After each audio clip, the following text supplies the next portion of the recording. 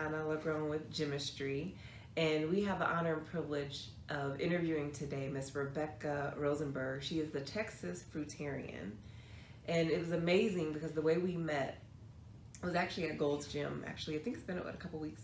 Yeah, it's been about 2 weeks. Yeah, and she has a wonderful story, but she was actually asked me to video her, and I won't get too much into the details because I want her to explain it, tell her own story. But that's actually how we met. So we decided to collaborate and work together, and it's been great ever since. So we decided, let's do an interview and share your story and get that out there. Thank you so much. Because I was just this random girl in the gym who was just like, hey, do you mind filming me while I do this chest press? I know this is like awkward, but can you just And I had a film client me? and I'm like, yeah, I didn't even realize she had a client. I was like, oh gosh. just give me just a minute. Because I really wanted to. I was like, ooh, she's filming, that's interesting. She was so nice, and she filmed me doing the chest press, so because I was trying to record my progress, and it came out that I ended up having multiple sclerosis. And that was the whole reason why I was wanting to film my gym progress. And So when did you find out that you had it? Oh, it happened really suddenly. It was overnight. It was, I remember the date. It was September 8th, 2014. And I woke up and the left side of my body from the neck down was not working. But I was really in denial, so I ended up dragging myself out of bed, and I dragged myself around the house, and I was just not comprehending that my left side was not functioning. And I even drove myself to work with the left side. With the left side limp. I'm driving in the car. I get in the car and I put my hand on the steering wheel, and I realize my left hand isn't up there too.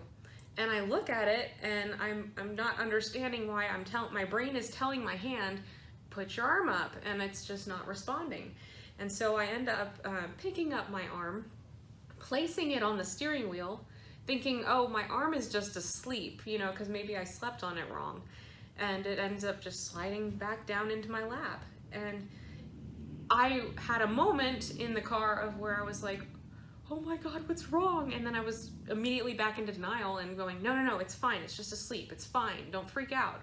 So I made it to work. I made it to my desk, and I tried to type in my password. And that's when I really realized my hand is not working. My leg is not working. I limped all the way from the garage to my desk. I was going to ask you, how you got from the car to... I dragged. Because, when you drive, typically it's with your right leg, right? So you just rest your left leg. The left leg didn't do anything in the car. Oh my goodness. And then I could drag and prop myself up with the left leg, but I couldn't move it. I could lean on it, but I couldn't place it. Right. Oh so that's crazy. Fortunately, one of my bosses was there with me, and she heard me crying, and she took me to the emergency room, and they rushed me to the hospital. I think it was at a 24-hour, emergency center, and then they rushed me to the hospital after they did tests for stroke, and they realized I didn't have any other symptoms of stroke, and so I went to a neurology based hospital. It was the Woodlands. I remember that. It was the Woodlands, It's Texas. something how those things pop out when you go through something this. And supposedly they're really well known for their neurology.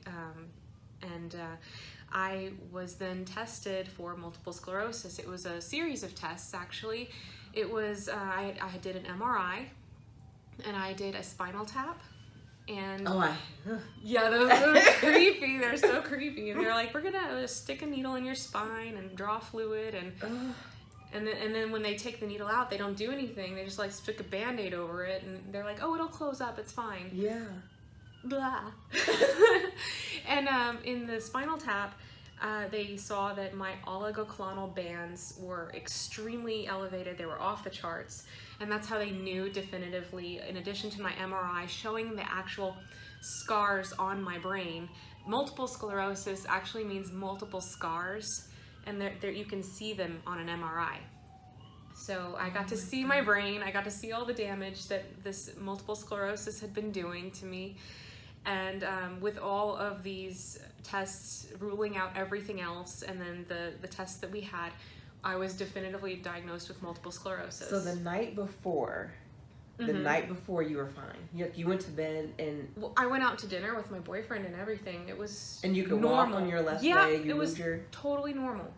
It was shocking. I mean, I felt a little funny, a little off, but I attributed that to stress.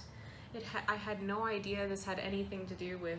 I mean, it was just... I felt slightly off, and it could have been just stress. I mean, it was just meh, but otherwise I felt fine.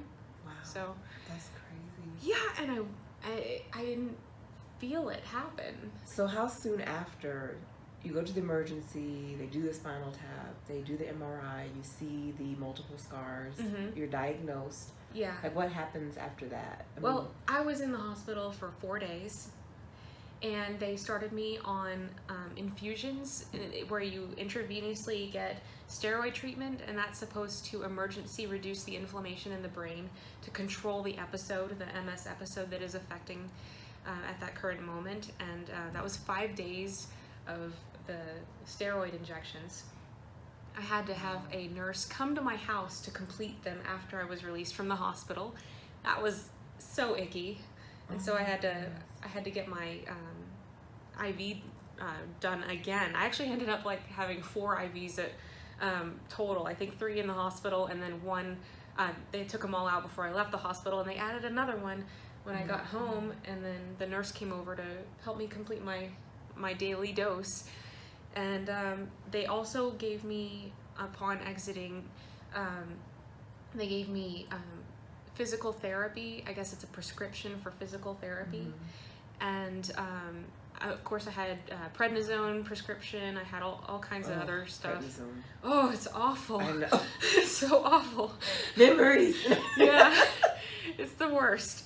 But it's also to help reduce inflammation, which is a huge trigger for all of these autoimmune diseases. And what I did with the physical therapy stuff was I just didn't do it. I tore it up. I didn't go. But I did go to the gym, and I got a personal trainer.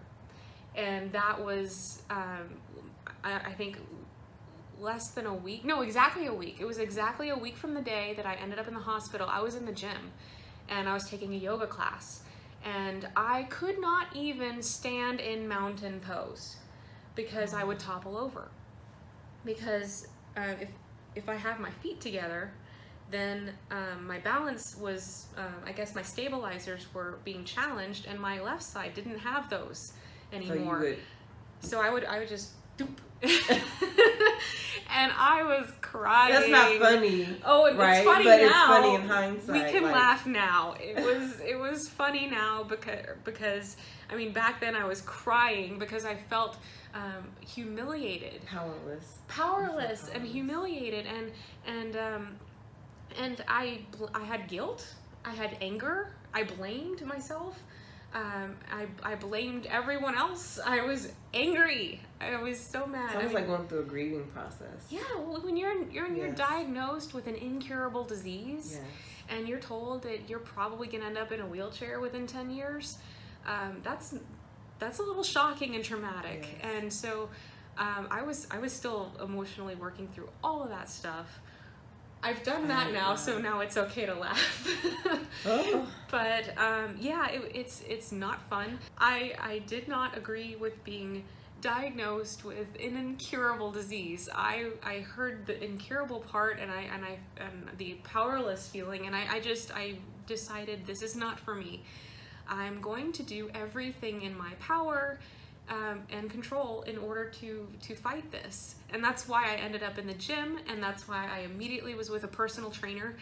And I decided that physical therapy was not going to be nearly enough. Yes. I'm not only trying to reconnect my brain to my body, I'm trying to establish a core strength in my body. Like, if this were to happen again, I want to be able to rebound much faster.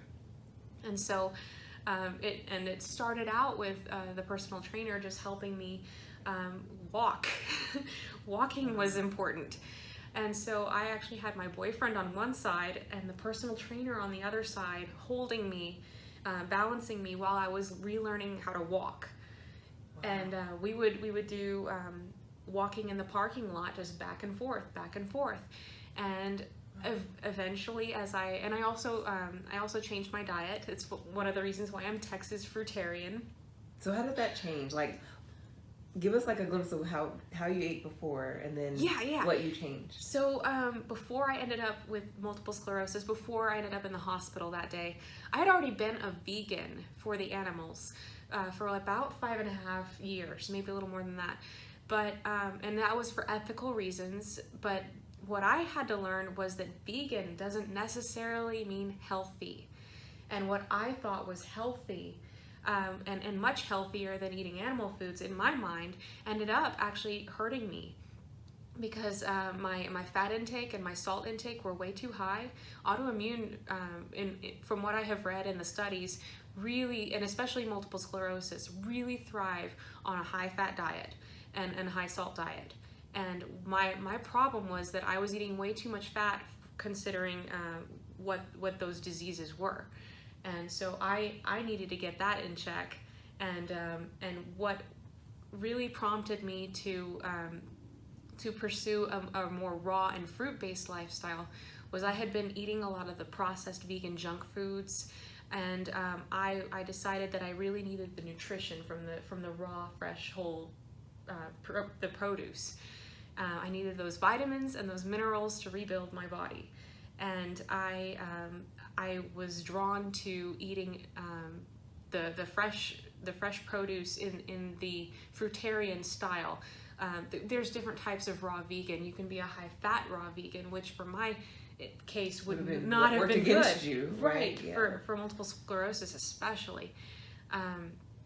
But what I would typically eat before I ended up in the hospital would be, I actually did eat a lot of raw foods because it was just easier. Mm-hmm. I would throw stuff in my lunchbox and go to work, but then after work I would eat a lot of the processed junk foods, and like vegan pizza and vegan cheese and vegan meats and all this stuff that's just processed food. It's just junk. Mm-hmm. And it's just, you think vegan, but it's healthier. It's got to be healthier. And I'm like, well, there's a possibility that what I was doing before slowed down my disease because I was vegan, but it didn't do anything to stop it. And processed is processed, right? And processed is processed. That processed means there's is some junk. things added to it that's going to affect our body. It's not real food. Your Yeah. body does not recognize this.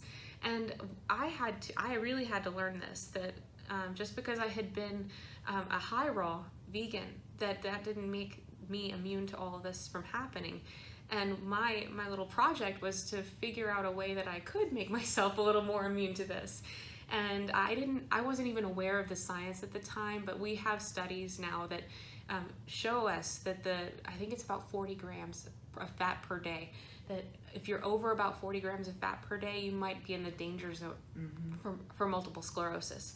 And that keeping it under 40 grams a day keeps the disease at bay for like 95% of people that they've studied. High. That's a huge amount. The drugs for multiple sclerosis, the best they could do at the time that I was diagnosed was that it might reduce your chances of future episodes by about a third. That's the best they could do. Which is low, right? For it to be on medicine, right? Which usually has side effects. Yes. And so it was about almost a month exactly after the hospital that I started my diet, and I also started injections, which is the medication. It's you basically inject yourself at home, and it's every other day. I had a little auto-eject gun, and I had decided I was going to go both routes, the medical and the dietary, and whatever sticks is going to stick. Because at the time I still didn't understand that raw and fruitarian, I didn't trust it. I didn't know enough about it. This was just like stabs in the dark, leap of faith. Mm-hmm. I just knew what I had read, and at the time it wasn't very much, and it's just so validating to have all this science and stuff that I've discovered since making that decision. Right. But on that, it was October the 12th of 2014. The day that I began the self-injections for multiple sclerosis. This was when I went raw, and And it ended up being that the autojet gun that I was given was faulty. And so the gun was actually shoving the needle like way into my muscle instead of the adipose, with the fatty tissue, which is where it's supposed to go. And so oh my goodness. my injections were way more excruciating than most other people's experience are. And I was getting these pain spasms, this shooting electricity of horrible searing pain for like hours after I would inject myself. And this was every other day. I ended up developing a little bit of PTSD from it. And I couldn't inject myself anymore. I had to get somebody else to do it. And That's not funny. well, it's funny I got now. PTSD from the injections. Yeah, That is dramatic. It's funny now. Oh my God. I cannot imagine. Oh, there were so many tears, and it was every other day. And then I read the paperwork. It was like 3 months into the injection, so when I finally read thoroughly the paperwork of the medication, and it was like, yeah, we think maybe it could. We think they didn't know that it would definitively help me, and that had this huge list of side effects, and it was, and for 1/3%, like reducing by 1/3 the risk in the long term for future episodes, this was not worth it to me. I didn't last on the medications for longer than, it was almost 4 months, and then I quit the medications, and the diet and the fitness stuck. So the immediate response, or the immediate response was get back in the gym, get a personal trainer, and get my diet fixed. And with that formula, I now have regained full function of myself. Wow. And I'm working on building muscles, and I think maybe perhaps my progress has been slower than most people who But you're go on doing the journey. So but organically, yeah, and without pills, chemicals, medicines. Oh yeah, it's all. I'm on 0 medications now. I've been completely medication free for over 2 years. Wow. I just passed my anniversary. Congratulations. Thank you. Wow. And another disease that I had, an incurable autoimmune disease, was Hashimoto's hypothyroidism. And I had been medicated. I got diagnosed in my very early 20s, and I had been medicated 2 different pills per day, every single day, for over 10 years. And I was able to, after going on the diet and increasing my fitness, and after over 10 years, no matter how much I weighed, my thyroid was just messed up, and my endocrinologist was like, "You have a very lazy thyroid." That was always that was actually written in my patient notes, and he showed it to me. He's like, lazy thyroid with underlines. Highlighted. Yeah. And but my medication had been very consistent over the decade. Once I got it regulated, I was within several tens of milligrams. So I'd say that after having that stable medication, or that continuous medication for over a decade, you're actually not supposed to be able to get off those pills once you've been taking them for over a couple years, because your body becomes so dependent upon them in order to function. Well, I didn't realize that this would happen going into it, but it was about I want to say 4 to 6 months approximately after I began the diet and the fitness, when I noticed that I was getting over medicated. And your body became sensitive to the medicine because of the exercise. Yeah, well, I'm sure it was the diet and the exercise, but once I was, because I had been I had exercised in my past, but never so. Combination. Yeah, it was the magic combination, Yeah. I think, because I exercised off and on through that decade, and I lost weight and I gained weight and I yo-yoed, but it was the diet with the exercise, and then with the I don't really give myself a choice because there's no going back, and the consistency really. Yes. Once you created a lifestyle out of it. It was a lifestyle. It's not a diet. It's not to fit into a certain size. I did end up losing 80 pounds in the process, which was another bonus. Thank you. Yes. And That's I've so been awesome. I've been able now to maintain a healthy, I'm in the healthy range of weight now consistently for 3 years now. Or I'm sorry, not 3 years. I'm sorry, 2 years. For the consistency of the healthy weight range. And that has never happened to me. I've never been able to maintain a healthy weight for longer than a few months in my entire life. I was always a chubby child. And so this is just, to me, miraculous that all of these good things have happened. And with the thyroid, I had to gradually reduce with doctor supervision. And as my symptoms were over medicated, then I gradually weaned, and it was symptom driven. As soon as when I was over medicated and when my blood levels were, or when my T3 and my T4 were too off, and I was clearly over medicated, then I would be able to, I cut my pills, and it was with doctor supervision. But I just want to let you guys know that, because if you are considering dropping your medications, to always go with your doctor and taper and do it with the blood work. Yes. So yes, and that's important, just because some people we love the health and fitness aspect. However, you do have to make some things you may never be able to get off medication. Correct. Right? There's just certain medical situations in which are going to require it. Right. But those in which you can. Yeah, you can't like regrow an organ. If you've had your thyroid removed, you can never get off the medication. Exactly. But there are some cases that you can taper off, and you should always disclose it to your doctor and get their opinion. Always, sure. always. But I mean, I wasn't expecting all of these results. The fact that I'm medication free, I never thought I would be able to get off those thyroid pills. But they were the last ones that I did manage to get off of.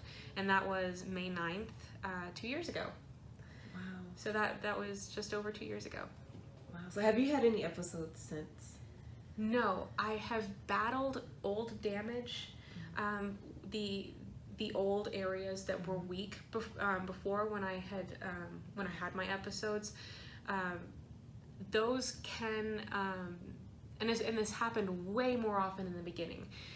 If I became too stressed out, if I experienced insomnia, or if or sleep deprivation extended, if I accidentally had too much fat or salt in my diet, sometimes there is such a thing as raw gourmet, and sometimes I do indulge, but like 90% of the time I'm just like super strict on my diet. It's just like hydrating juicy fruits, maybe some vegetables, and I avoid all the nuts and seeds. If I were to have had too many nuts or seeds in a day, and then combine that with high stress, and then combine that with maybe I stayed up late two nights too many, and then I would experience old damage coming back.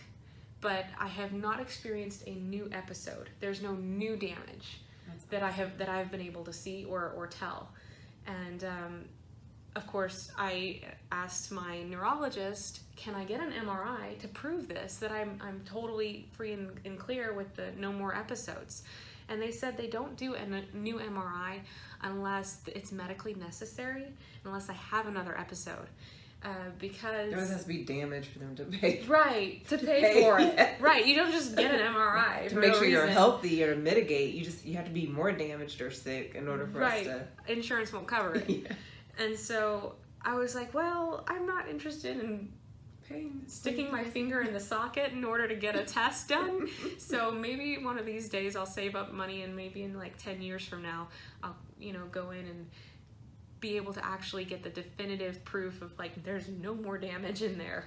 Wow. That's all old. That is so awesome. Yeah, and it was really cool to I say cool now, but it was excruciating at the time to kind of watch the journey evolve and see the feeling and the strength coming back over time. And some of the time I couldn't tell unless I took a picture that I had ever changed or made progress, or I would have other people would have to tell me, you weren't lifting you know, you could not even lift 1 or 3 pounds of a weight in this hand, and now you're lifting like 15 pounds. How do you do that? You know, but I wouldn't realize my progress until it was pointed out or I could see it objectively. Which is why you started documenting your journey in videos. Yes, I tried to do a lot of progress pictures, and then I think it was about 2 years after I had been raw, I decided to create the YouTube channel to start telling my story and showing people not just like or not just explaining my story, but also showing people what I actually do. What does a fruitarian look like? What does an actual what I eat in a day look like? And so I have several of the what I eat in a day videos on my channel to show people, this is my day, this is where I'm eating, this is my fitness, this is the magic formula that has been working for me to be able to not only eliminate the medications, but manage the symptoms and prevent future ones. That is so awesome. Yeah, and so far it's worked perfectly. So on that note, I have to thank you because I'm like in awe. Because I mean, even when we met, right, just knowing that you had MS, like I've known people have had it and they have not come back from that still to this day. Oh yeah. So that's inspiring. And then to know that you've been able to document that and that you live that lifestyle. Lifestyle is such a key word. Lifestyle, not a diet. It is not it's a not diet. A phase. It's people want to jump in and they want to jump out of it, and they kind of live almost out of convenience. When really we need to live out of a lifestyle and out of survival and out of health and care and concern for ourselves and our families. Oh yes. But so that we could watch you and continue to watch your journey, where do we find you? Well, on YouTube I'm Texas Fruitarian, on Facebook I'm Texas Fruitarian, and on Instagram Texas Fruitarian.